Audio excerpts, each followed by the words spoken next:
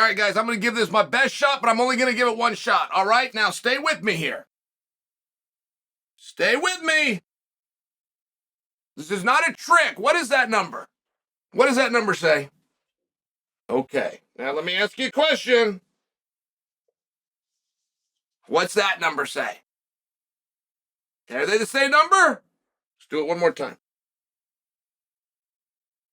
You see the number? It says 300, yes? All right, let's do away with that. And do we understand that that's not the same number? Now, I had some call-outs from a few of our favorite fighters. Okay, now there's a reason you go into fighting, in all fairness. But one of those reasons is you're a little bit stupid.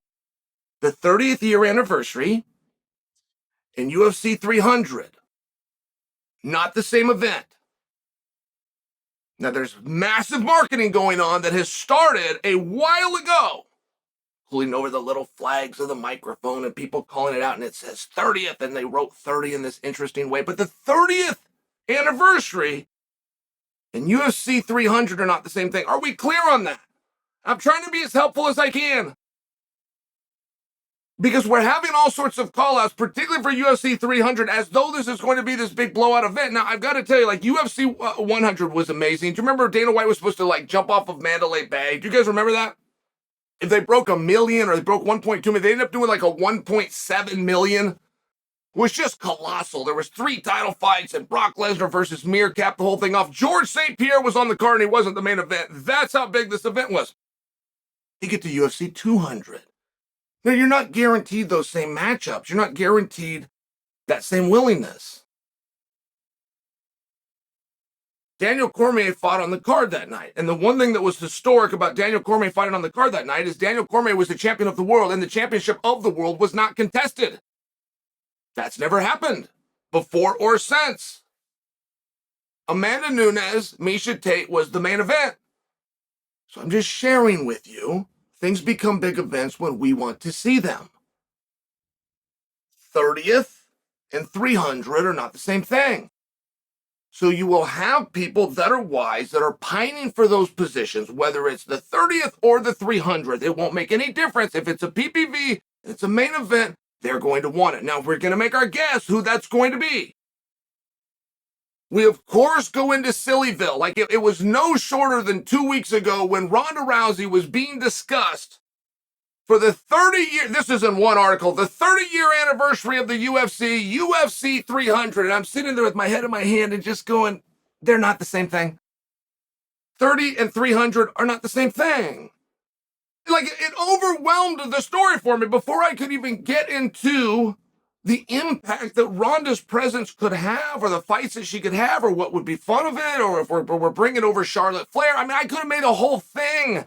Guys, I could have ran for a month that it was going to be Ronda versus The Undertaker, all because of this merger. It would not have mattered how silly I was going to go if I'm dealing with people that think 30 and 300 is the same number. Like, I could have had all sorts of fun with this. But I was stopped dead in my tracks because it's bouncing off the page, and I'm looking down, I'm looking at the author, and I'm thinking, what a dum-dum. So when you are looking to UFC 300, that is going to be something very special, according to history. It's a wonderful stat that I gave you, that Daniel Cormier, as champion of the world, fought on that card at that weight class and did not defend the title. Like, that's a really interesting stat. That would make any fight fan, particularly a newbie, go, what are you talking about? How did that happen? Well, I'll happily tell you what happened. Jon Jones failed another drug test. Anderson Silva got flown in from Brazil, said, I'll do everything you want me to do, but I'm not going to do the 5 rounds. I'll only do it 3 rounds. And Dana said to make it a world title fight, and it is. And Anderson said, then no, it's not going to be a world title fight, but I'll still fight the guy. It's a very interesting story. So as you look forward to UFC 300, not the 30-year anniversary, no matter how many flags and tags you keep saying for that, nobody's building up the 30-year anniversary. You're getting confused. At UFC 300, you would have a lot of likely suspects. There is something going on with Conor McGregor. And I can't put it any further than that. I simply don't know anything more than that. I will get to the bottom of it. And I feel as though Conor owes me. Whether he does or not, I feel that he does. We're on this monster team, and there's not a whole bunch of guys on the monster team. And it just seems to me, as a member of the team, that I should have inside scoop. It does. And when I don't get it, that tells me, not that I'm the odd man out, not that I'm on third base wearing a catcher's mitt, it tells me he doesn't know. That decision isn't there. Something is up in the air. Something is very fugazi about that. But there could also be reasons why you kept it fugazi. There could be reasons where when your biggest star wants to fight in December and you don't give it to him, not only do you not give him that, we don't give it clarity, we don't even give a weight class, and we don't even tell Michael Chandler, who's a very big draw himself. I mean, you're shooting yourself in the foot twice. Red Panda Night is still real, like Conor is still the top draw. Michael Chandler's one of them. Michael Chandler is a fantastic fighter to watch. Amongst my favorite fighters ever to watch. Would you guys agree? So that's a possibility.